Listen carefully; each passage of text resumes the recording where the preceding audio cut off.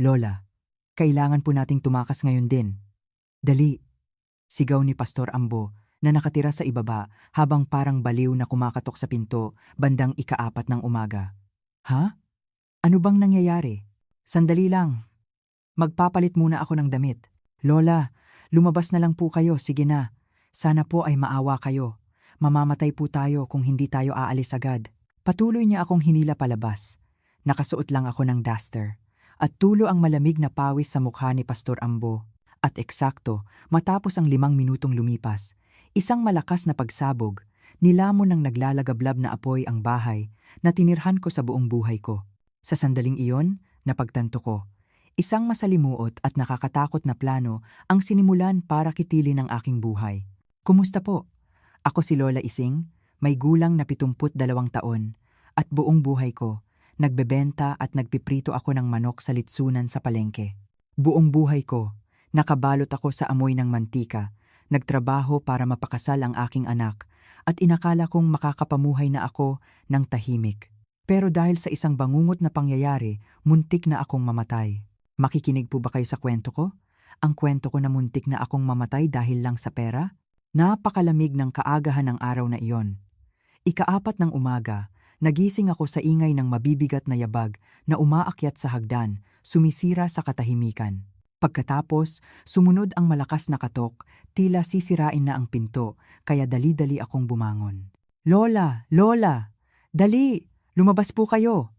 Umalingaw-ngaw sa buong bahay ang nagmamadaling boses ni Pastor Ambo na nakatira sa ibaba.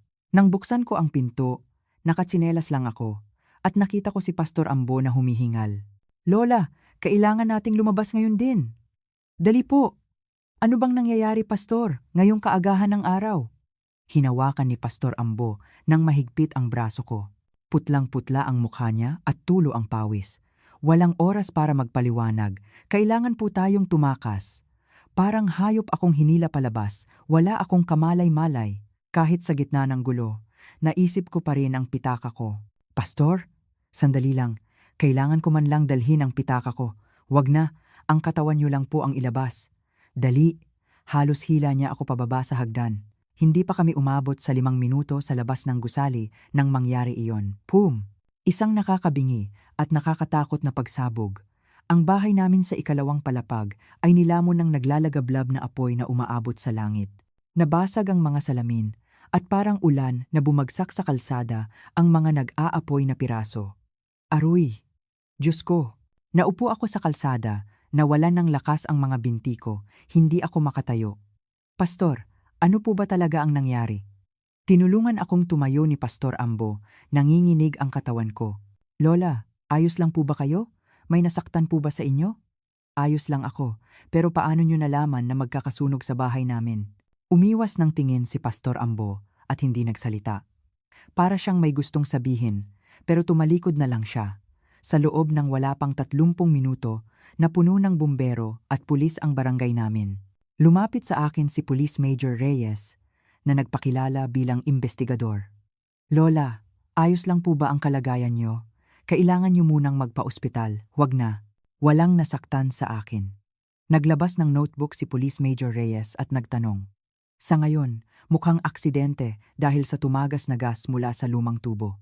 Mahigit 30 taon na raw ang gusaling ito. Oo, tama.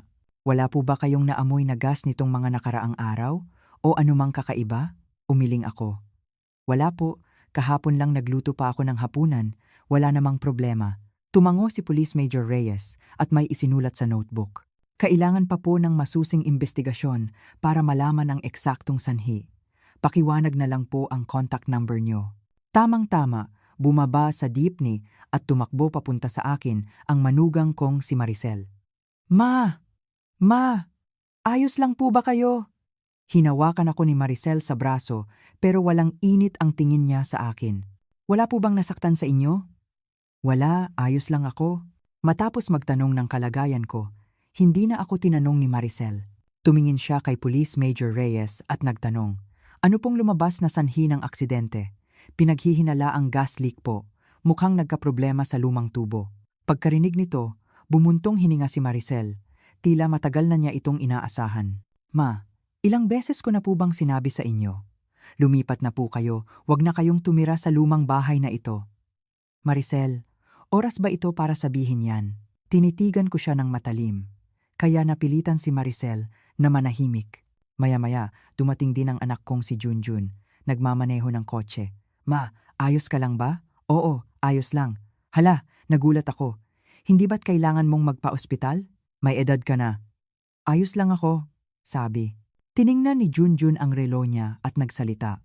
Ma, pasensya na, may emergency ako sa trabaho, kaya si Maricel na lang ang maghahatid sa iyo sa ospital. Di ba, Han? Ha? Pasensya na. May pasok si Noynoy apo ko sa bahay, kaya kailangan ko nang umuwi. Kung ayos lang kayo, ma, kaya nyo nang mag-isa, di ba? Nagmamadaling nagtanong si Maricel habang hinahawakan ang handbag niya at tumitingin sa akin. Sige, aalis na kayo eh. Sige na, kaya ko nang mag-isa. Nang sabihin ko iyon, nakita ko ang pag-asa sa mukha ni na Junjun at Maricel. Nagdahilan silang abala at umalis, hindi na lumingon. Sa huli, nag-iisa akong sumakay ng taxi patungong emergency room. Mabuti na lang walang nasaktan sa akin, pero dahil may edad na ako, pinayuhan akong manatili muna sa ospital ng isang araw para obserbahan. Huwag na po. Ayos lang ako. Uuwi na ako. Nabalitaan po naming sumabog ang bahay niyo, di ba? Sa sinabi ng doktor, napagtanto ko na wala na akong babalikan. Pagkalabas ng ospital, pumunta ako sa temporary shelter na inihanda ng munisipyo. Maliit na kwarto lang iyon sa isang lumat simpleng motel. Naupo ako sa malamig na kama at nag-isip ng malalim. Paano nalaman ni Pastor Ambo na eksaktong ika-4 ng umaga ako gigisingin?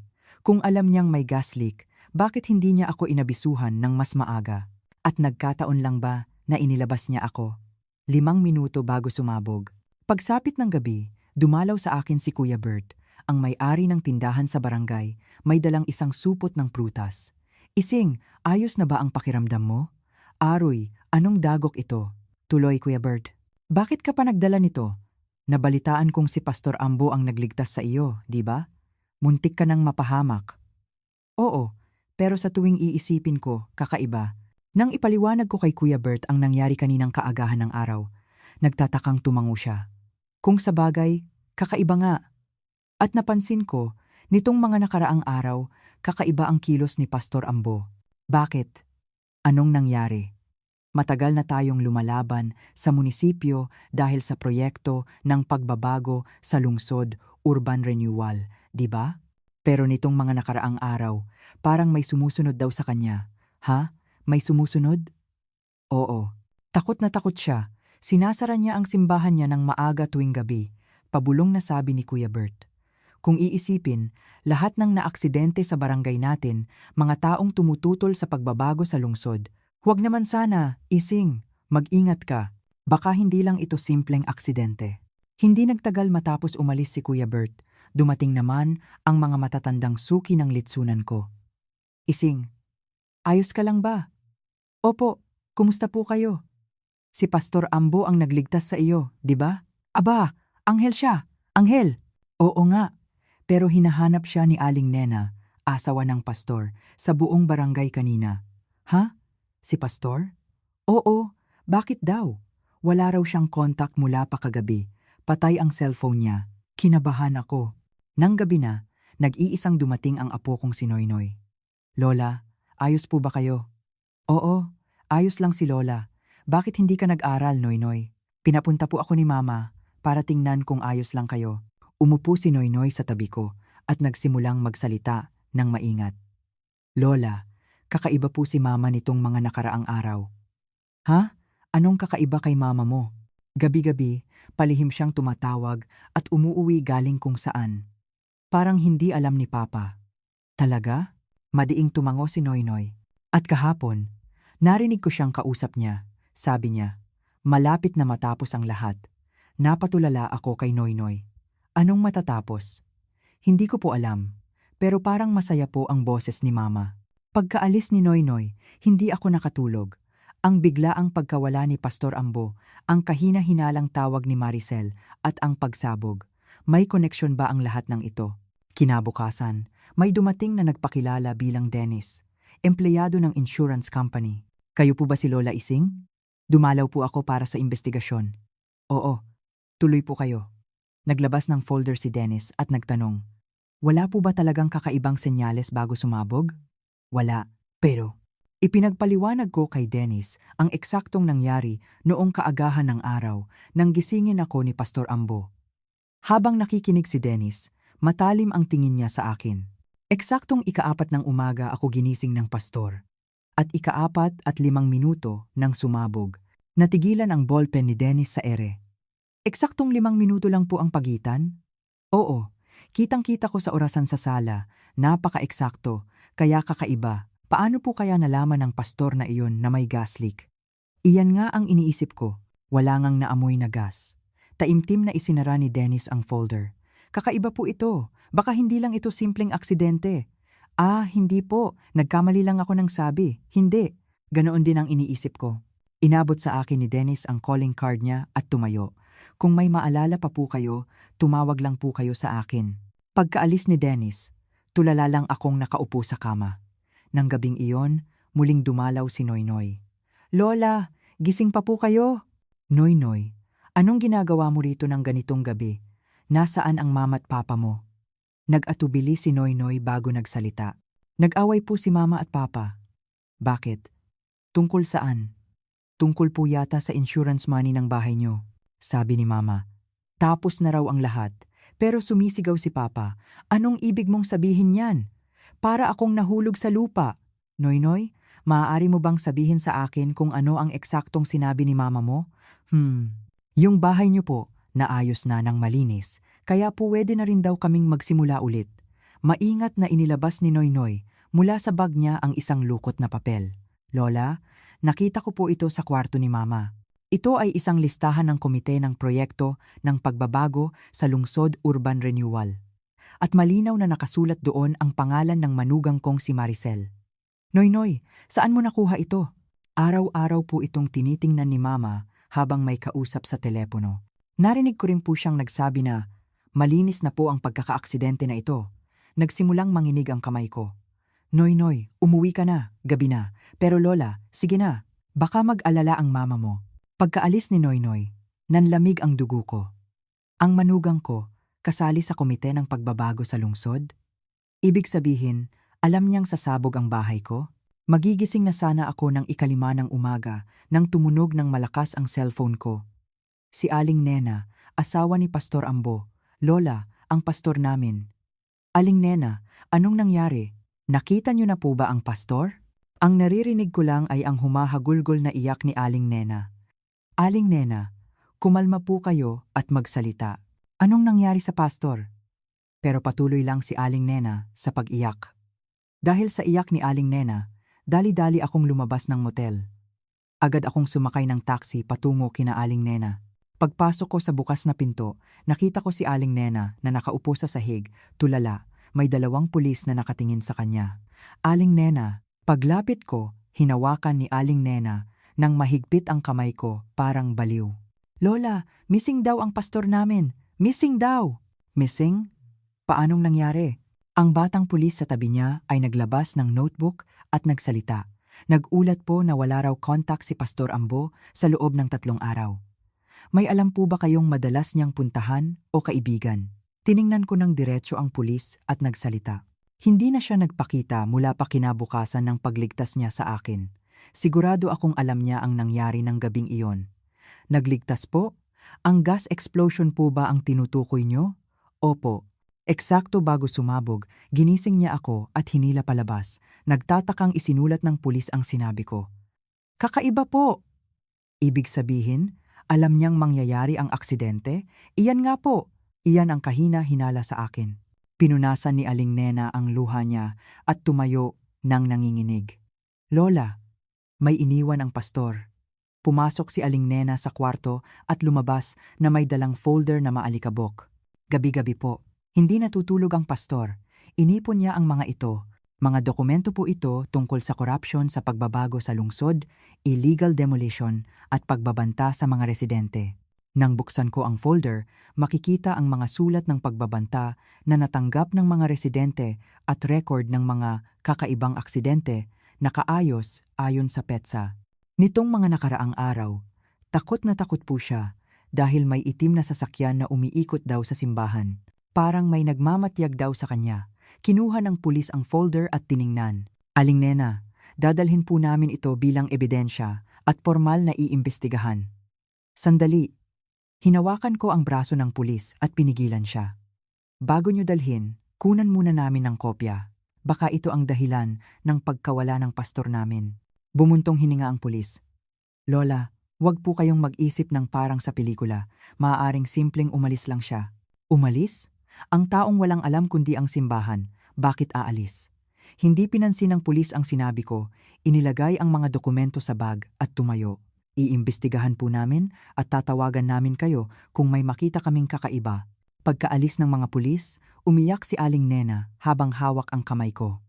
Lola, kung gaano kadetalyado ang pastor, sigurado akong itinago niya ang pinakamahalagang ebidensya sa ibang lugar. Sabi niya, kailangan daw maging handa sa anumang mangyayari.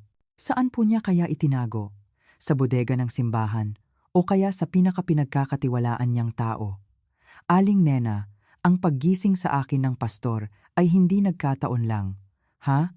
Anong ibig mong sabihin? Napaka-eksakto ng oras. Parang alam na niya kung kailan sasabog. Madiing tumango si Aling Nena. Tama! Sigurado akong may alam ang pastor, kaya sinubukan niyang iligtas ka. Pagbalik ko sa motel, tinawagan ko agad si Maricel. Maricel, kailangan tayong magkita sandali. Ma, anong meron ngayong oras na ito? Pagod ako. Kailangan kong magtanong tungkol sa pagbabago sa lungsod. Narinig ko ang inis na buntong hininga ni Maricel sa telepono. Ma, huwag niyo na pong pansinin ang mga walang kuwentang bagay na iyan. Walang kuwenta? Naging abo ang bahay ng biyenan mo? Walang kuwenta iyon? Aksidente po iyon. Ilang beses ko bang sasabihin na ang tubo po ang problema? Sabi na rin ng pulis. Nabalitaan mo bang missing si Pastor Ambo? Anong kinalaman ko riyan? Malamig na sabi ni Maricel. Kung patuloy po kayong mag-iisip ng mga walang kuwentang imbento, tayo lang po ang mahihirapan bilang pamilya. Tumahimik na lang po kayo. Maricel, anong koneksyon mo sa komite ng pagbabago sa lungsod? Abala po ako, puputulin ko na. Putol. Nanginginig ang kamay ko nang tawagan ko ang anak kong si Junjun.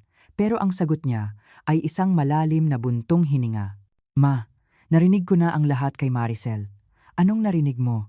Narinig mo ba kung paano ako kinakausap ni Maricel? Nag-iimbento ka raw ng mga kakaibang hinala. Ma, sige na, pakiusap. Sundin mo na lang ang sinasabi ni Maricel. Huwag ka nang maging masyadong sensitibo. Pinaliwanagan ako ni Junjun ng mahinahon. Ma, sasabihin ko ng tapat. Siguro dahil sa edad nyo, masyado na kayong nagdududa. Ano? Gusto mo bang sabihin na nasisiraan na ako ng bait, Junjun? Paano mo nasabi iyan? Sumigaw ako, umiiyak. Ma, kumalma ka. Hindi iyon ang ibig kong sabihin. Huwag na.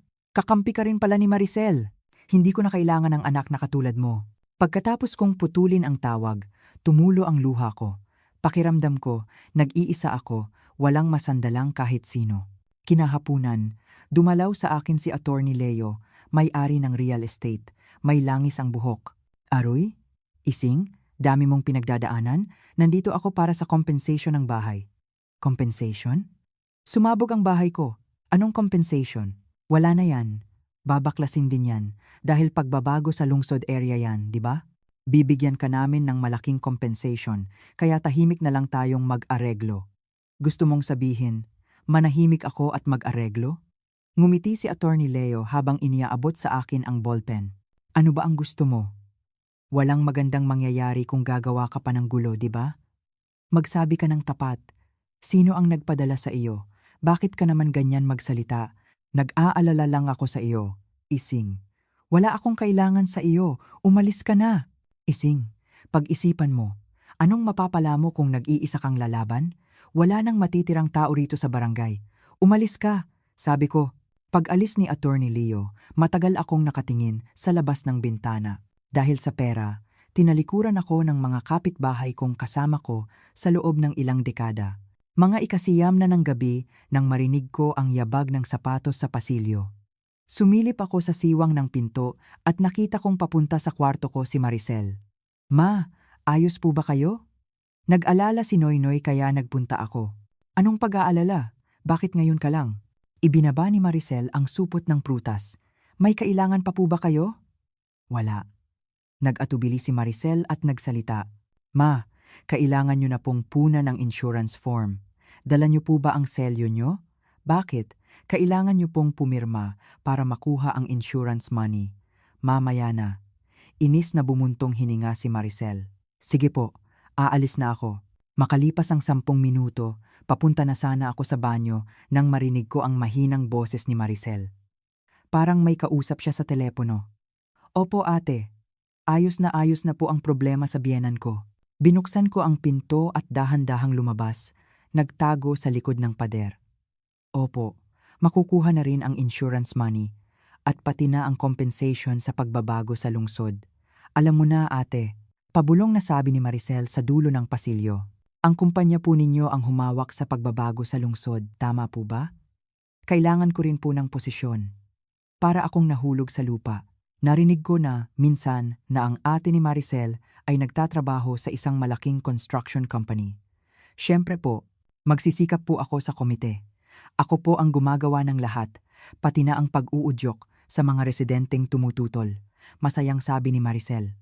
Opo, sige po, magkikita po tayo sa meeting mamayang gabi. Nang patayin ni Maricel ang tawag, lumingon siya at nagkatinginan kami. Ma, anong ginagawa niyo rito?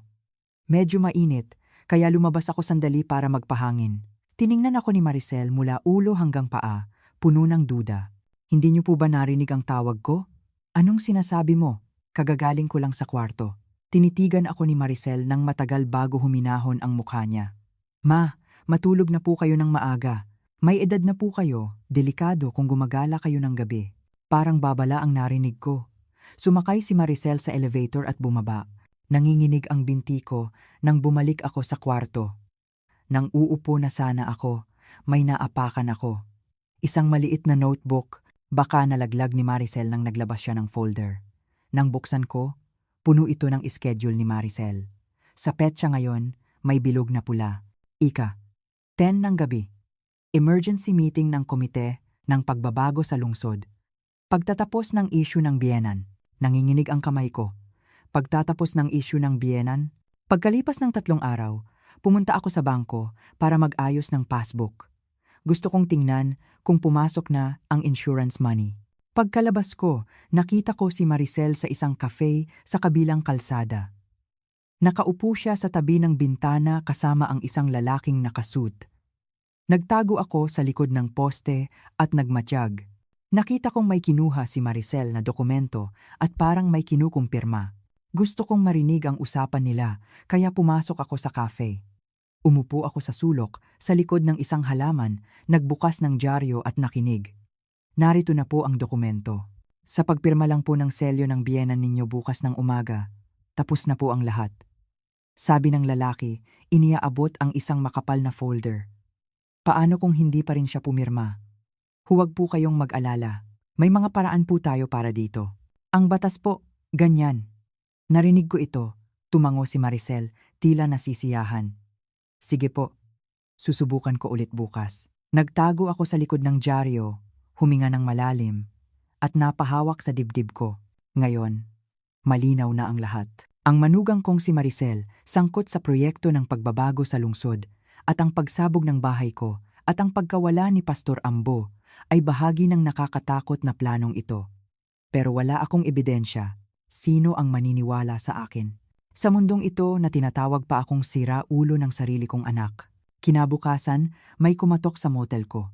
Isang batang lalaki, may kamera sa leeg. Kayo po ba si Lola Ising? Ako po si Jake, reporter mula sa online news na balita ng barangay. Reporter? Anong kailangan mo sa akin? Magalang na inabot sa akin ni Jake ang calling card niya. Madalas ko pong kakontak si Pastor Ambo. Nabalitaan ko pong missing siya, kaya nagpunta ako. Pinapasok ko si Jake. Bakit mo naman kakontak si Pastor Ambo? Naglabas si Jake ng laptop at binuksan. Sinubukan po ni Pastor Ambo na ilantad ang korupsyon sa pagbabago sa lungsod sa barangay na ito. Nagpadala rin po siya sa akin ng mga dokumento na inipon niya. Dokumento? Anong klaseng dokumento? Itinutok ni Jake sa akin ang screen ng laptop. Lola, ito po ang listahan ng mga aksidente na nangyari sa barangay nitong mga nakaraang buwan. Tingnan po ninyo. May nakikita po ba kayong kakaiba? Ang Lolo Kim ay nadulas sa hagdan at nabali ang binti, nasunog ang tindahan ni Kuya Chris. Nangyayari naman po ang mga aksidente. Mariing umiling si Jake, para pong hindi nagkataon ang timing. Lahat po ng naaksidente, sila po ang nangunguna sa pagtutol sa pagbabago sa lungsod. Nangilabot ako. Kung ganoon, ang pagsabog sa bahay namin, iyon din ba? Opo, malamang. Kasama rin kayo sa listahan ng priority clearing nila. Nagbukas si Jake ng isa pang file. Sabi po ni Pastor Ambo, may nagtatanggal daw ng mga residenteng tumututol ng napakasistematiko. Pagtanggal? Nakakatakot naman iyan. Tamang-tama, tumunog ng malakas ang cellphone ko. Si Aling Nena. Lola, may nakita akong kakaibang kahon sa bodega ng simbahan. Itinago yata ng pastor. Aling Nena, pupunta ako ngayon din. Dali-daling isinara ni Jake ang laptop at tumayo. Lola, maaari po ba akong sumama? Oo. Sige, sumama ka. Pagdating sa simbahan, naghihintay si Aling Nena sa harap ng bodega. Putlang-putla ang mukha. Tingnan niyo po, sa pinakasulok ng bodega, sa ilalim ng tambak na lumang Biblia, may lumabas na maliit na kahon. Sa loob nito, may lumang notebook at mga dilaw na dokumento. Maingat na binuksan ni Jake ang notebook. Hindi ko po akalain, jackpot po ito. Anong nakasulat? Ito po ang ledger ng mga suhol na ibinigay at tinanggap ng komprehensibong kumpanyang pambahay at ng mga opisyal ng munisipyo. Nakasulat ng detalyado sa notebook kung sino ang binigyan, magkano, at anong permit ang nakuha bilang kapalit. Ang hepe ng sangay ng pagpaplano sa munisipyo tumanggap ng 30 milyon, gulat kong sabi. Hindi lang iyan, Lola. Tingnan po ninyo ang huling pahina. Ang pahina na ipinakita ni Jake ay may sulat kamay. Jeong Yui Sun, Lola Ising, ika-4 ng umaga ng Abril 15, planong i-clear. Muntik na akong mawalan ng lakas at napaupo. Inalalayan ako ni Aling Nena. Kaya pala, alam ng pastor ang lahat kaya siya nagpunta para iligtas ako. Opo, sigurado akong binantaan din ang pastor ng matindi. Pero isinugal niya ang buhay niya para iligtas kayo. Umiyak si Aling Nena. Ang pastor namin. Naghalungkat si Jake sa mga dokumento at naglabas ng isang kupas na litrato. Lola, tingnan niyo po ang litrato na ito. Picture po ito ng komite ng pagbabago sa lungsod. Sa litrato, si Maricel, ang manugang ko, ay nakaupo sa tabi ng presidente ng komprehensibong kumpanyang pambahay, nakangiti. May tarpaulin sa likod na nakasulat. Matagumpay na pagbabago sa lungsod kaisa ang komprehensibong kumpanyang pambahay. Ang Maricel namin, nakangiti riyan. Bumuntong hininga ako. Lola, kung may ebidensya lang tayong ito, makakasuhan na natin sila. Seryosong sabi ni Jake. Pero bago iyan, kailangan pa natin ng mas tiyak na ebidensya. Anong ebidensya? Ang kinalalagyan ni Pastor Ambo at kung sino ang nasa likod ng lahat ng krimen na ito. Tamang-tama, may isa pang envelope na inilabas si Aling Nena mula sa ilalim ng kahon. Aba, mayroon pa pala rito. Sa loob ng envelope, may maliit na USB. Isinaksak ni Jake ang USB sa laptop. At may lumabas na ilang video file. Ito po ang mga CCTV footage. Nang i-play ang unang video, nakita namin ang pasilyo sa bahay namin noong araw ng pagsabog. 3:40 ng umaga iyan. May lumabas na mga lalaking nakaitim. May isa na may kinalikot sa gas pipe ng bahay namin at may isa na nagbabantay. Mga demonyo. Mahigpit kong kinuyom ang kamao ko. Pero ang sumunod na video ay mas nakakagulat. Si Pastor Ambo may kausap. Si Lola Ising po? Hindi po. Iyan po ay malinaw na pagpatay. Sumigaw si Pastor Ambo. Hindi nakita ang mukha ng kausap niya. Nakatalikod lang, pero narinig namin ang malamig at nakakabantang boses. Pastor, kung hindi ka makikipagtulungan, hindi rin magiging ligtas ang simbahang ito. Anong karapatan nyo? Eksaktong 4 ng umaga. Gisingin mo si Lola Ising at ilabas mo. Kapag ginawa mo iyon, magiging ligtas ka at ang simbahan. Yumuko si Pastor Ambo, tila nahihirapan. Sige, pero attempted murder ito. Hindi, Pastor. Aksidente ito. Simpleng aksidente lang dahil sa lumang gas pipe. Nang matapos ang video, umiyak ako. Ngayon, alam ko na kung anong desisyon ang ginawa ni Pastor Ambo para mailigtas ako. Kumpleto na po ang lahat ng ebidensya. Kailangan na nating mag-ulat sa pulis, sabi ni Jake. Sandali lang, pigilan ko siya. Gusto kong ipakita ito sa anak ko, kay Junjun muna. Kailangan niyang malaman na hindi nasiraan ng bait ang mama niya. Tinawagan ko agad si Junjun. Junjun, pumunta ka rito. Ngayon din. May kailangan akong ipakita sa iyo. Ma, ano na naman po? Huwag ka nang magtanong, pumunta ka na lang. Para makita mo kung anong ginawa ni Maricel sa mama mo. Pagkalipas ng 30 minuto, dumating si Junjun. Inis ang mukha. Ma, ano ba talagang nangyayari? Pinapunta mo pa ako rito. Walang imik na pinindot ni Jake ang play ulit. Unti-unting pumutla ang mukha ni Junjun. Ano ba ang lahat ng ito, ma? Iyan ang ebidensya na ang asawa mo. Kasabwat ng mga taga-pagbabago sa lungsod, sinubukan akong patayin. Napaupo si Junjun, si Maricel. Hindi! Fake ito! Hindi magagawa ni Maricel iyan. Junjun, magising ka. Iyan ang katotohanan. Napahawak si Junjun sa ulo niya, nasasaktan. Kung sa bagay, kakaiba nga si Maricel nitong mga nakaraang araw. Palihim na umaalis at sa labas tumatawag. Ngayon, naniwala ka na? Tumingin sa akin si Junjun, umiiyak. Ma, pasensya na. Malaki ang kasalanan ko. Nagduda ako sa iyo. Huwag na. Ang mahalaga, alam mo na ngayon. Habang inaayos ni Jake ang mga dokumento, nagsalita siya. Kailangan na nating hanapin ang iba pang residenteng biktima para makiisa sa atin. Magiging mas malakas tayo kung magsasama-sama, pero natatakot silang lahat. Natatakot sila sa mga demonyong iyon. Nag-aalalang sabi ni Aling Nena. Tumayo ako. Kahit na. Kailangan nating gawin. Kailangang manatili ang hustisya. Kinabukasan, inikot ko ang mga residente. Una, pinuntahan ko si Kuya Bert, tindahan owner. Kuya Bert, tingnan mo ito. Nang ipakita ko ang ebidensya, nahulog ang sigarilyo ni Kuya Bert. Diyos ko, mga demonyo sila. Sasama ako. Hindi ko na ito matitiis. Kinuyom ni Kuya Bert ang kamao niya. Sige, sasama ako. Pinuntahan ko rin si Kuya Orly hardware store owner. Gusto pala nilang sunugin ang tindahan ko. Bumuntong hininga si Kuya Orly. Ising, sasali ako. Kinumbinsi ko rin si Aling Tess beauty parlor owner. Ate, kailangan tayong magsama-sama. Sige, hindi na natin sila hahayaang manalo. Sa loob ng 1 linggo, mahigit 20 residente ang nakasama namin. Nagpulong kami sa bodega ng simbahan ni Pastor Ambo. Kailangan nating bigyan ng pangalan ang grupo natin. Nagbigay suhestiyon si Kuya Bert. Samahan ng tagapagtanggol ng barangay, kumusta? Maraming sumang-ayon, pero marami rin ang nag-aalala. Pero kaya ba nating talunin ang malaking construction company? Sa sandaling iyon, lumapit ako sa harap. Mga kasama, 72 na ako. Buong buhay ko. Naglinis ako ng banyo ng iba at nagprito ng manok. Tiningnan nila akong lahat. Kung bakit ako nandito, nag-iisa lang ang dahilan. Wala na akong aatrasan. Nanginginig ang boses ko, pero nagpatuloy ako. Si Pastor Ambo, namatay siya para iligtas ako. Kung mananahimik tayo, masasayang lang ang sakripisyo niya. Isa-isang tumayo ang mga tao. Tama si Ising, ipagtanggol natin ang barangay natin. Pero nang gabing iyon, dali-daling dumating sa akin si Noynoy. Lola, pakinggan niyo po ito. Inabot ni Noynoy ang cellphone niya. Palihim ko pong ni-record ang tawag ni na Mama at Papa. Nang i-play ang audio file, narinig ang malamig na boses ni Maricel. Han, malinis na ang problema ni Pastor Ambo. Huwag ka nang mag-alala.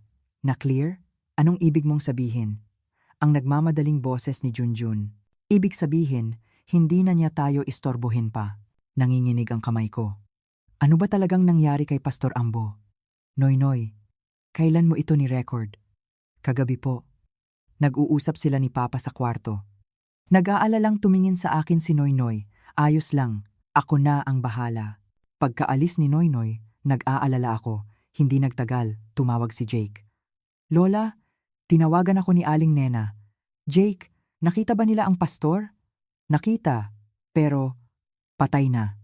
Natagpuan ang bangkay niya sa ilalim ng construction site malapit. Sabi ng pulis, aksidente raw na nahulog. Pero hindi ito aksidente. Nanginginig ang boses ni Jake. Kailangan nating ihanda ang lahat ng ebidensya niyo, Lola. Kailangan nating ipaglaban ito hanggang sa huli. Tumingin ako sa labas ng bintana. Pastor Ambo, ganoon pala ang nangyari sa inyo. Naging sakripisyo kayo para iligtas ako. Ikalawang araw matapos mamatay si Pastor Ambo, puno ng nakikiramay ang funeral. Nakaupo ako sa tabi ni Aling Nena. Aling Nena, huwag ka nang maging masyadong malungkot. Lola, bakit? Bakit nangyari ito sa pastor namin? Pinunasan ni Aling Nena ang luha niya. Aksidente daw na nahulog? Imposible. Bakit pupunta ang pastor sa construction site? Hindi rin ako naniniwala. Sa sandaling iyon, may dumating na hindi inaasahan. Isang babaeng nakasuit. Kayo po ba si Lola Ising? Oo. Kayo po? Ako po si Attorney Liza, civil rights lawyer. Naaalala niyo po ba ako? Suki po ako ng litsunan niyo. Gusto ko po ang spicy chicken niyo. Attorney Liza, naalala ko na. Mga 10 taon na ang nakalipas, 2 beses kayong pumupunta kada linggo.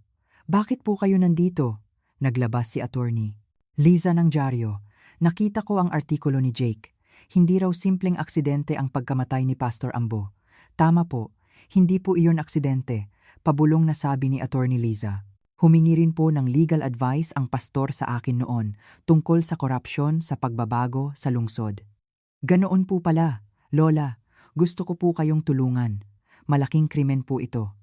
Tumingin si Aling Nena. Talaga po? Matutulungan niyo po kami? Opo. Kailangan ko munang tingnan ang lahat ng ebidensya na mayroon kayo. Tamang-tama, dali-daling pumasok si Jake. Lola, malaking balita. In-analyze namin ang notebook ni Pastor Ambo, may nakakagulat na laman. Naglabas si Jake ng laptop. Ang korupsyon ng komprehensibong kumpanyang pambahay at ng sangay ng pagpaplano sa munisipyo ay mas malala pa sa inakala natin. Tiningnan ni Attorney Liza ang screen, mahigit P200 million ang suhol. Opo, at tingnan niyo po ito. Nagpakita si Jake ng isa pang pahina. Nakasulat din ang pangalan ng manugang ninyong si Maricel. Nakasaad na tumanggap siya ng 30 milyon. Para akong natumba. Tumanggap si Maricel ng pera? Nakasulat na allowance daw ng komite. Pero malinaw na suhol ito. Tumayo si Attorney Liza. Wala akong nasabi dahil sa shock at umuwi ako. Nang gabing iyon, muling dumalaw si Noynoy. Lola, may importante po akong dala. Ano iyon? Naglabas si Noynoy ng USB. Kinuha ko po sa computer ni Mama. Mga file po tungkol sa pagbabago sa lungsod. Tinawagan ko si Jake at pinakita ang USB. Malaking jackpot po ito. Anong laman? Mga internal document po ito ng Komite ng Pagbabago sa Lungsod. Nakasaad ang plano sa pagtanggal ng mga residente. Ang dokumento ay may listahan ng priority cleared subjects. Ang pangalan ni Pastor Ambo at ang pangalan ko nasa itaas. Makakasuhan na ba natin sila dahil dito? Tanong ko kay Jake, pero kailangan muna nating iparating sa media. Kinabukasan, nagsimula ang serya ng artikulo ni Jake. Ang pamagat?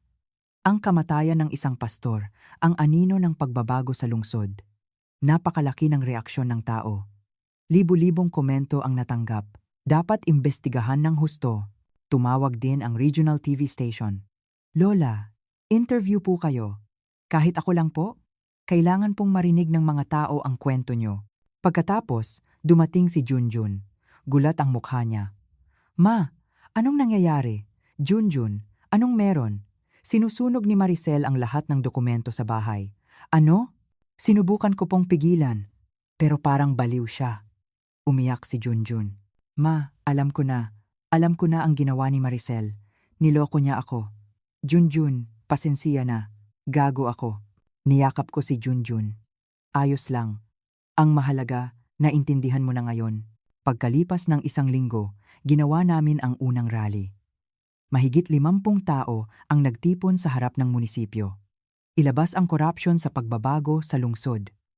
I expose ang pagkamatay ni Pastor Ambo. Kinuha ni Attorney Liza ang mic. Hinihingi namin ang katotohanan. Pagkatapos, lumabas ang mga empleyado ng munisipyo. Bawal ang rally, umalis kayo. Alam niyo ba kung ano ang bawal?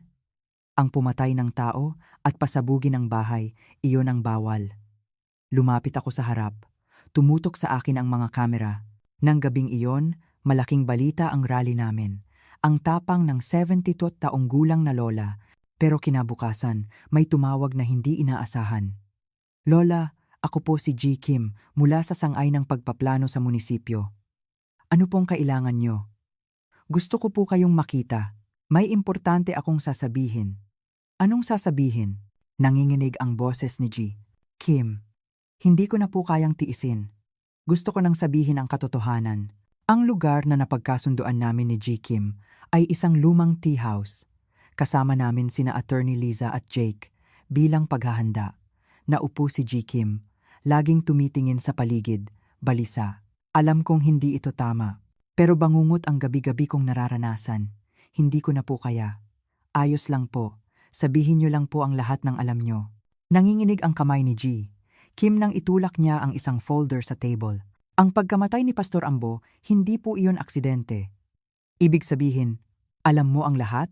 Yumuko si G. Kim. Tila may kasalanan. Inutusan po ako ng mga boss ko. I clear daw si Pastor Ambo. Naglabas si Attorney Liza ng maliit na recorder mula sa jacket niya at binuksan ito ng tahimik. Pakidetalye po ang lahat, Ginoo. Gabi po ng Abril 14. Si G. De Leon, CEO ng komprehensibong kumpanya, mismo ang nagpunta sa opisina ko. Sabi niya, masyado nang maraming alam si Pastor Ambo, kaya kailangan siyang patahimikin bago pa maging mas magulo. Nanginginig ang kamay ni G. Kim. Kinuha niya ang baso ng tubig at uminom, at ang pagsabog po sa bahay niyo, planado po iyon mula sa simula. Kinuyom ko ang kamao ko. Sino ang nag-utos ng nakakatakot na bagay na iyon? G. De Leon, at ang hepe ng sangay ng pagpaplano namin, at umiwas ng tingin si G. Kim, at ang manugang po ninyo, si Maricel, alam din po ang lahat. Mas aktibo pa nga siya sa pakikipagsabwatan. Para akong gumuho. Nagduda lang ako, pero ang katotohanan na sinubukan akong patayin ng manugang ko naging realidad. May ebidensya po ba kayo riyan? Matatalim na tanong ni Attorney Liza. Naglabas si G. Kim ng maliit na USB mula sa bulsa niya at inilagay sa table. Record po iyan ng meeting ng gabing iyon. Kumpleto ang boses nila. Sinuri namin agad ang file sa laptop ni Jake. Kasabay ng ingay, lumabas ang mga boses, pamilyar pero kakaiba. I clear ang Lola Ising na iyan sa ika-4 ng umaga. I fake na lang na gas accident para walang gulo. Boses iyon ni G. De Leon. Pagkatapos, may boses na narinig, pamilyar sa akin. Biyenan ko po iyan. Sigurado po ba kayo? Wala na yan. Istorbo lang yan kapag nagsimula na ang pagbabago sa lungsod. Kukunin na lang natin ang insurance at compensation ng bahay niya. Nanlamig ang buong katawan ko. Boses iyon ni Maricel. Kinabukasan, nagdaos kami ng mas malaking rally sa harap ng munisipyo. Sa pagkakataong ito, mahigit 200 tao ang sumama. Kinuha ko ang mic at tumayo sa witness stand. Mga kasama, nandito ako ngayon para ilantad ang katotohanan. Pagkatapos kong magsalita, ipinalabas sa malaking screen sa likod ang audio file na narinig namin kagabi. Ang usapan ni na G. De Leon at Maricel tungkol sa pagpatay sa akin, umalingaw-ngaw sa plaza. Nag-ingay ang puno ng galit na tao. Mga demonyo sila! Mga mamamatay tao! Dakpin sila. Sa sandaling iyon, dumating ang mga police bus, may sirena, bumaba ang 2 dosenang investigador. Galing kami sa Southern Police District. Ipapatupad namin ang warrant of arrest para sa suhol at murder conspiracy ng komprehensibong kumpanyang pambahay. Pumasok ang mga investigador sa munisipyo. Pagkalipas ng 1 oras, kinaladkad palabas ang hepe ng sangay ng pagpaplano, may posas. Wala akong kasalanan, inutusan lang ako. Si G. De Leon ang may kagagawan ng lahat. Sigaw niya. Naghiyawan ang mga residenteng nanonood.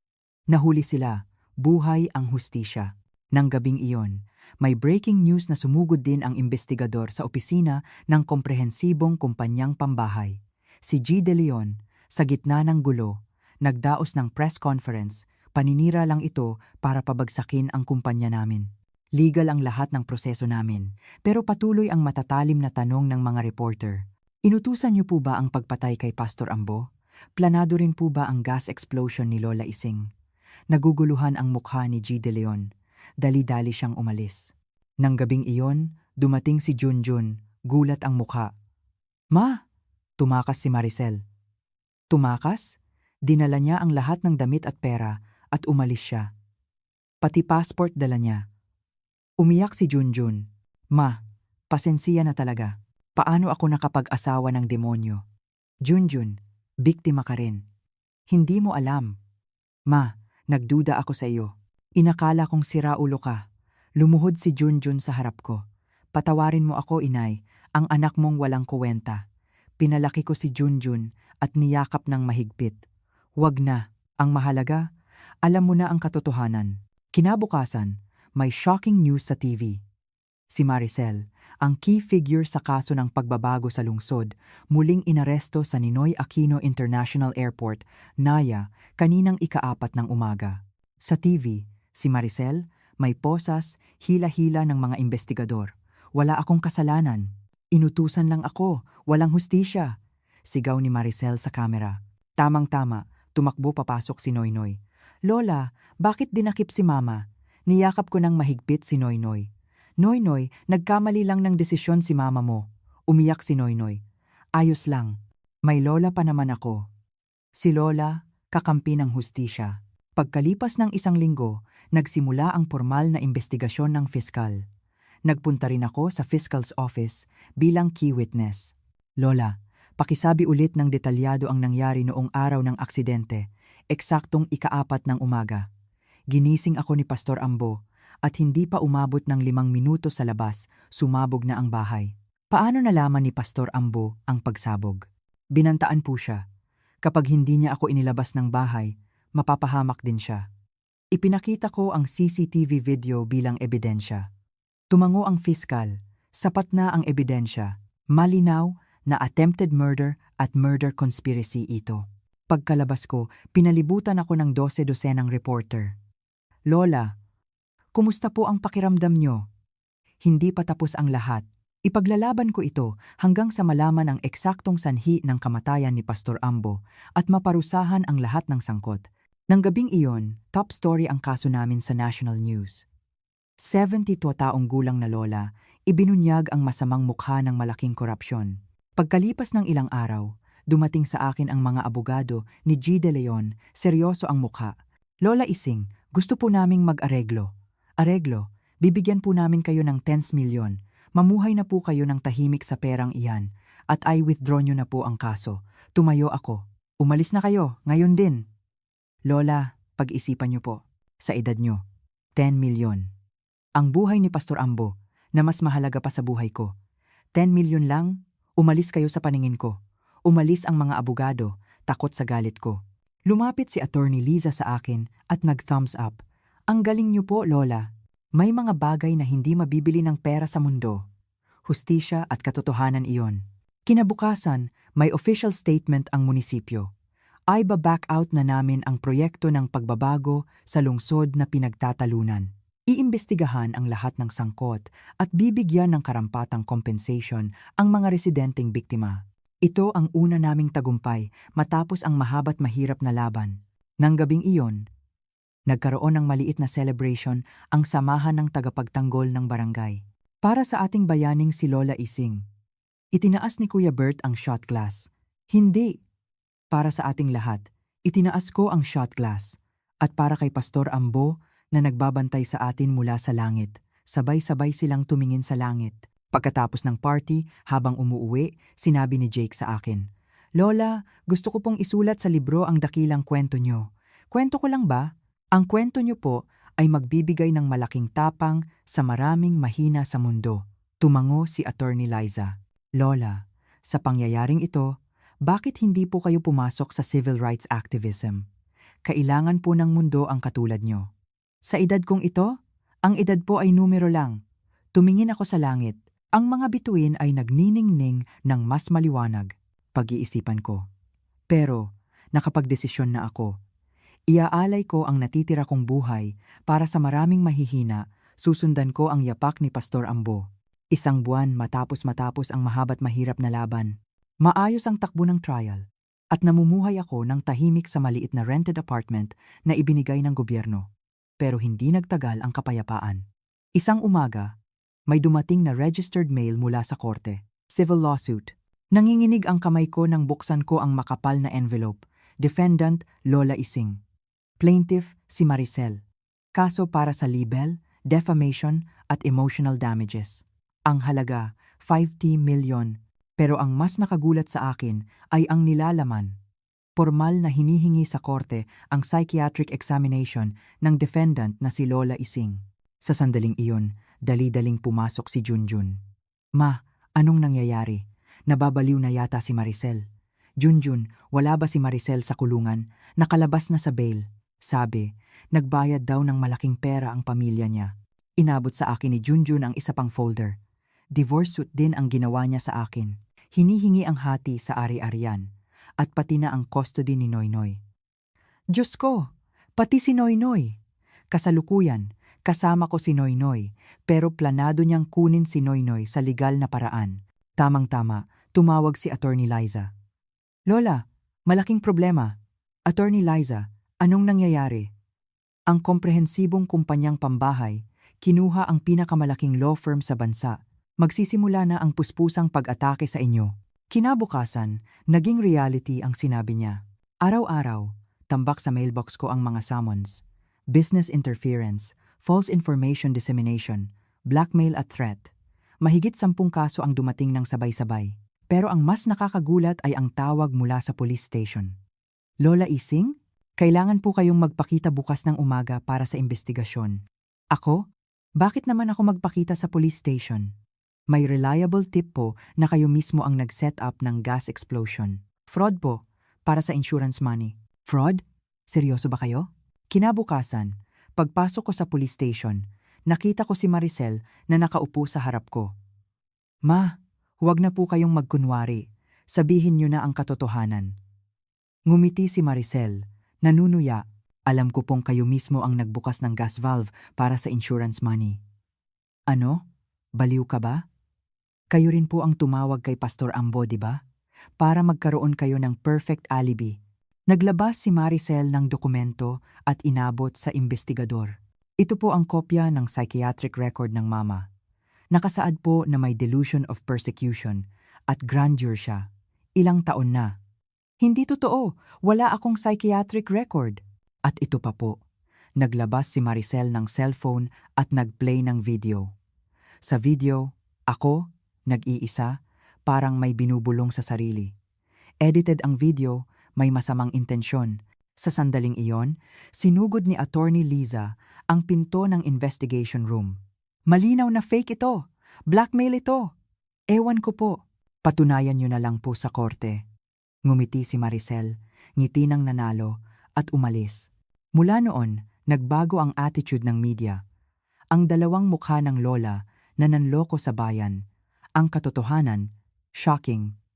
Lola Ising, fraud daw para sa insurance money. Napuno ng malisya ang mga artikulo sa dyaryo at TV. Nagsimula na ring magbulungan ang mga taga-barangay sa akin. Baka totoo nga, para sa insurance money? Kaya pala nagiging weird ang tao kapag tumatanda. Kahit ang mga kasama ko sa laban, tumalikod. Ising, pasensiya na, aalis na kami. Masyado ng delikado. Kahapon, may death threat sa tindahan namin. Umiwas ng tingin si Kuya Bert. Pasensiya na talaga. May call na susunugin daw ang tindahan namin. Kailangan ko ring mabuhay. Nag-disband ang samahan ng tagapagtanggol ng barangay. Muntik na ring magsara ang balita ng barangay ni Jake. Inalis ng mga sponsor ang advertisement nila. Banta raw, mahihirapan din ang business nila kapag kinampihan ka, Lola. Ganoon ba? Nahirapan din si Attorney Liza. Sinabihan ako ng senior partner ng law firm namin na bitawan ko na ang kaso. Kino-corner kami ng komprehensibong kumpanyang pambahay sa mga client namin. Tulungan ko na lang po kayo sa personal na paraan, pero may limitasyon. Ang mas malala, nagsimula ng mabuli si Noynoy sa eskwelahan. Lola, tinawag akong anak ng fraud. Umuwi si Noynoy, may pasa sa mukha, umiiyak. Noynoy, anong nangyari sa mukha mo? Nakipag-away po ako. Minura nila kayo. Parang pinunit ang puso ko. Nang gabing iyon, dumating si Maricel. Ma, tama na po. Mag-areglo na tayo. Bakit ka pa nagpakita rito? May proposal po ako. I withdraw nyo na po ang lahat ng kaso at mamuhay na po kayo ng tahimik. Hindi ko na po kayo gagambalain. Naglabas si Maricel ng dokumento. Pumirma lang po kayo rito at mawawala na ang lahat. Tatanungin kita, alam mo ba talaga ang dahilan ng pagkamatay ni Pastor Ambo? Tiningnan ako ni Maricel ng diretsyo, tumawa ng malamig. Patunayan niyo po na alam ko. Kung kaya nyo. Wala na po kayong magagawa, ma. Kayo po ang nagpasimula ng lahat. Kung tahimik lang po kayong umalis sa bahay, hindi po sana nangyari ang nakakatakot na bagay na ito. Tumayo si Maricel. Bigyan ko po kayo ng 1 linggo. Kung hindi po kayo pumirma, hinding-hindi nyo na po makikita si Noynoy. Pag-alis ni Maricel, napahinto ako. Sa edad kong 72, ito na ang pinakamahirap at pinaka-nag-iisa kong sandali. Kinabukasan, may summons ulit mula sa police station. Court order. Kailangan niyo pong sumailalim sa formal na psychiatric examination. Gusto niyo ba talagang sabihin na baliw ako? Sa huli, kinaladkad ako sa mental hospital. Parang hayop. May hallucination o delusion po ba kayo nitong mga nakaraang araw? Wala. Madalas po ba kayong may pakiramdam na may nang-aapi sa inyo? Hindi lang pakiramdam. Inaapi talaga ako. Hindi pinansin ng doktor ang sinabi ko at may isinulat sa chart. Typical delusion of persecution. Kakampi ka rin pala nila. Pagkatapos ng hellish na test, pagod na pagod akong umuwi. Nakita ko si Junjun, umiiyak. Ma, si Maricel. Kinuha niya si Noynoy. Ano? Nakuha niya ang temporary custody mula sa korte. Sinubukan ko pong pigilan, pero may pulis pa siyang kasama. Nawalan na ako ng lakas. Noynoy ko, aso ko. Nang gabing iyon, gusto ko nang sumuko. Sa edad kong ito, bakit ko pa ipagpapatuloy ang nakakatakot na laban na ito? Pero nang kaagahan ng araw, tumunog ang telepono. Si Aling Nena. Lola, wag na huwag po kayong susuko. Aling Nena, napakahirap. Sabi ni pastor namin, mabagal man ang hustisya, pero siguradong mananalo. Pero nag-iisa lang ako. Hindi po kayo nag-iisa. Nandito po ako. Sama-sama po tayong lalaban. Dahil sa sinabi ni Aling Nena, parang nag-apoy ulit ang puso ko. Hindi ako natulog ng gabing iyon. Gusto akong lamunin ng desperasyon, pero nang kaagahan ng araw, may dahan-dahang kumatok sa pinto ko. Lola, ako po si Kuya Jess, preacher sa youth group ng simbahan ni Pastor Ambo. Preacher? Bakit ngayong kaagahan ng araw? May sasabihin po ako. Pinahanap po ako ni Aling Nena sa inyo. Inabot sa akin ng batang preacher ang isang lumang envelope. Ipinagkatiwala po ito sa akin ni Pastor Ambo bago siya namatay. Sabi niya, kung may mangyari daw sa kanya, ipaabot ko raw po ito sa inyo, Lola Ising. Sa loob ng envelope, may maliit na USB at isang sulat na may sulat kamay ni Pastor Ambo. Lola, kung binabasa niyo po ang sulat na ito, wala na po ako sa mundong ito. Pero ayos lang po. Kailangang lumabas ang katotohanan. Habang binabasa ko ang sulat, patuloy ang pagtulo ng luha ko. Nang isaksak ko ang USB sa laptop, may lumabas na folder na nakasulat, Ebidensya 1, Ebidensya 2, Final. Nang buksan ko ang unang file, lumabas ang mukha ni Pastor Ambo sa video. Ako po si Pastor Ambo ng Langit Simbahan. Sinasaksihan ko po ang lahat ng nakita, narinig, at naranasan ko, isinasalalay ko ang buhay ko. Nanginginig ang boses ni Pastor Ambo. Noong Abril 10, pinuntahan ako ni G. De Leon ng komprehensibong kumpanyang pambahay at binantaan. Kapag hindi ko raw inilabas si Lola Ising, papasabugin daw niya ang simbahan namin. Habang umaandar ang video testimony ni Pastor Ambo, tumunog ng malakas ang cellphone ko, si Attorney Liza. Lola, jackpot, may malaking breakthrough. Attorney Liza, anong nangyayari? May whistleblower mula sa loob ng komprehensibong kumpanyang pambahay. Nagdaos ng press conference kanina at isinuko niya sa fiskal ang ledger ng corruption. Ang artikulo na ipinadala ni Attorney Liza, dating empleyado ng komprehensibong kumpanya, nag-whistleblow. Lahat ng ledger, isinuko sa fiskal. Tumawag din si Jake. Lola, breaking news, ang kumpanya ng pamilya ni Maricel ni-raid din ng fiskal, illegal construction scandal. Parang napakabilis ng pagbabago ng sitwasyon. Kinabukasan, tumawag ang fiskal. Lola Ising, may decisive evidence na kami. Pumunta po kayo ngayon din bilang witness. Pagdating sa fiscal's office, may nakita akong tao roon. Nagpakilala siya bilang G. Manny, dating pangkalahatang tagapamahala ng komprehensibong kumpanya. Kailangan ko na ring sabihin ang lahat. Sinimulan ni G. Manny ang testimony niya sa harap ng fiskal. Si G. De Leon mismo ang nag-utos na patayin si Pastor Ambo. Kahit tumutol ako, hindi niya ako pinakinggan. May ebidensya po ba kayo riyan? Matatalim na tanong ng fiskal. Naglabas si G-Money ng cellphone. Opo, nirecord ko po ang lahat ng usapan ng araw na iyon. Sa recording, narinig ang nakakagulat na usapan. Pastor Ambo, na-clear na ba ng maayos? Opo, na-fake na po na nahulog siya sa construction site. Si Maricel, kumusta? Ginagawa ba niya ng maayos ang trabaho niya?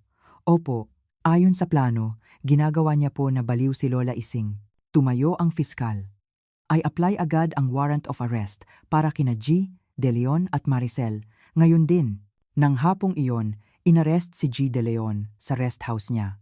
Si Maricel muling inaresto habang iniimbestigahan sa fiscal's office.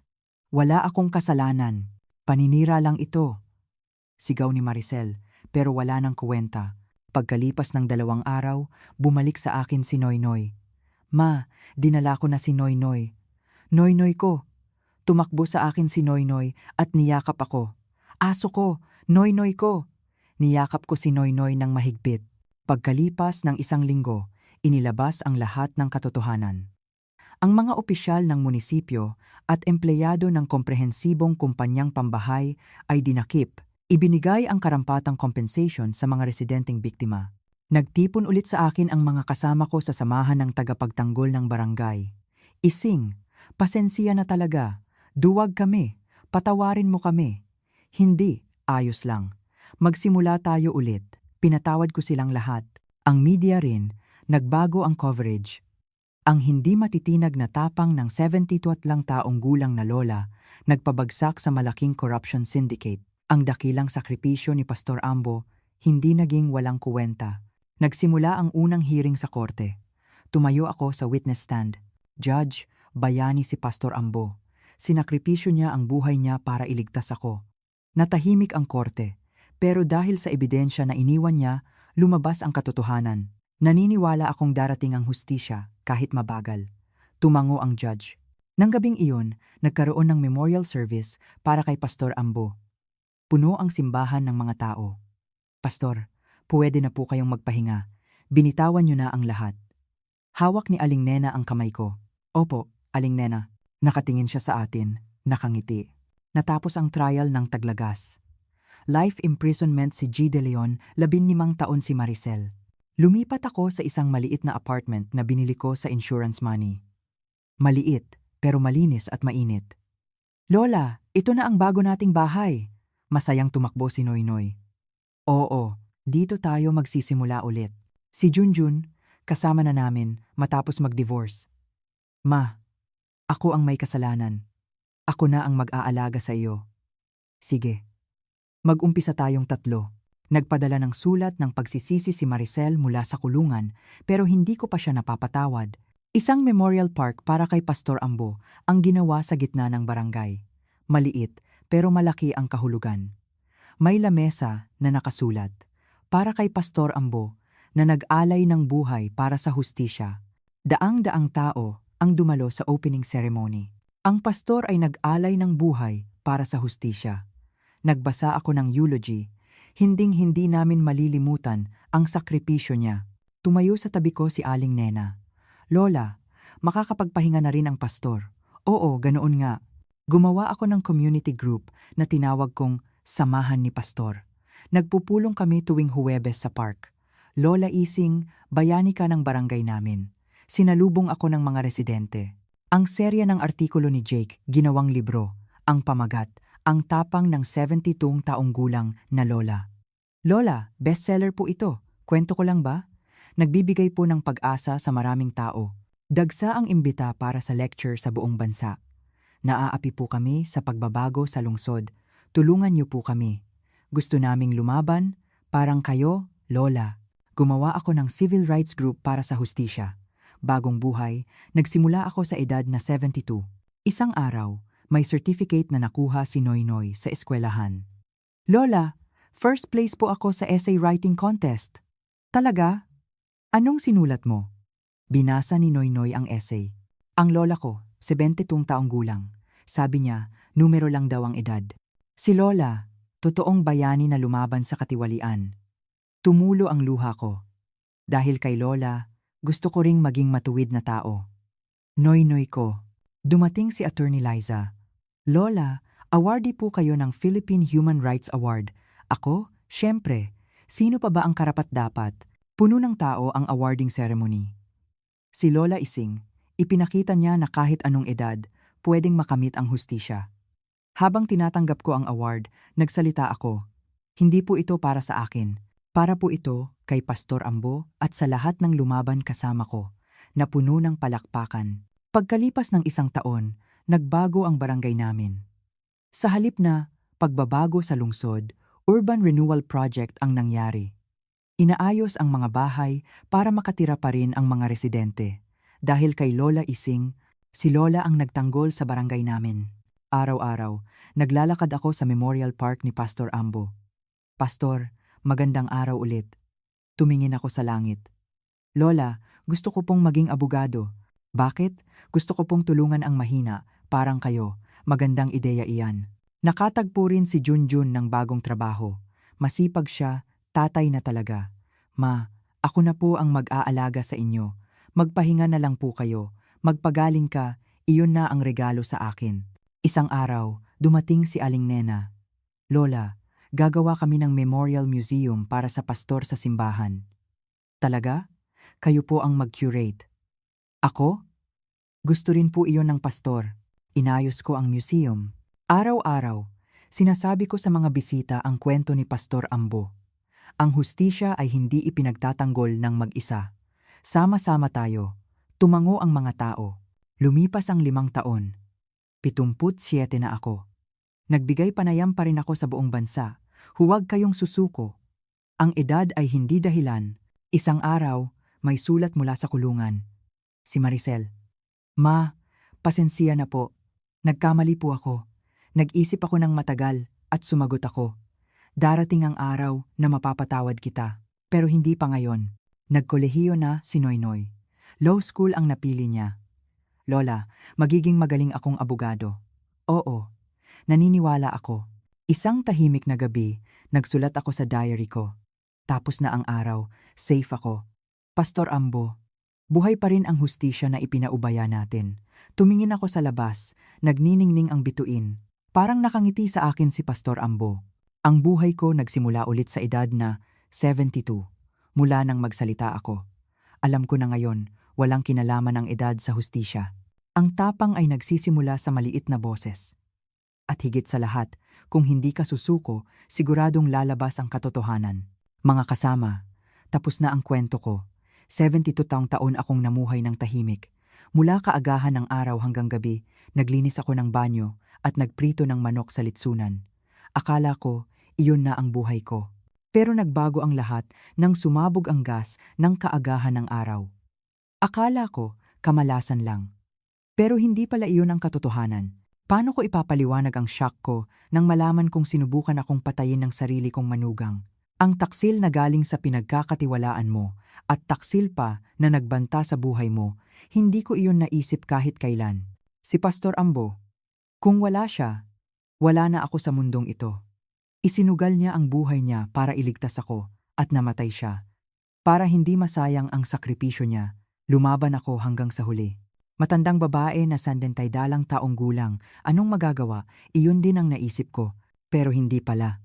Nang magsalita ako, unti-unting nagtipon ang mga tao.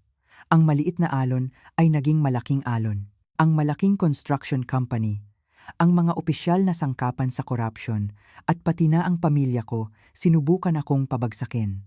Pero mas malakas ang kapangyarihan ng katotohanan. Nakikita ko pa rin ang sarili ko sa maliit na apartment, hindi mayaman. Pero masaya ako. Si Noynoy, nag-law school at magiging matuwid na abogado. Si Junjun, ama na ulit. Ang natutunan ko, numero lang talaga ang edad. Kahit 70 o 80, basta't may puso kang hindi tumitiis sa katiwalian, kayang-kaya mong baguhin ang mundo. Kahit maliit lang ang boses mo, kung sasabihin mo ang katotohanan, uugong iyon sa buong mundo. Nahihirapan din ba kayo ngayon? Gusto niyo bang sumuko? Kung kaya kong gawin, ang matanda at mahina na tulad ko, kaya niyo rin. Ang hustisya ay maaaring mabagal, pero siguradong darating, sabi ni Pastor Ambo. Ang katotohanan ay laging lilitaw, tama. Kahit gaano mo ilabas, kahit gaano mo itago, lalabas din ang katotohanan balang araw. Kung nakikinig kayo sa kwento ko hanggang sa huli, mag-comment kayo at sabihing narinig nyo.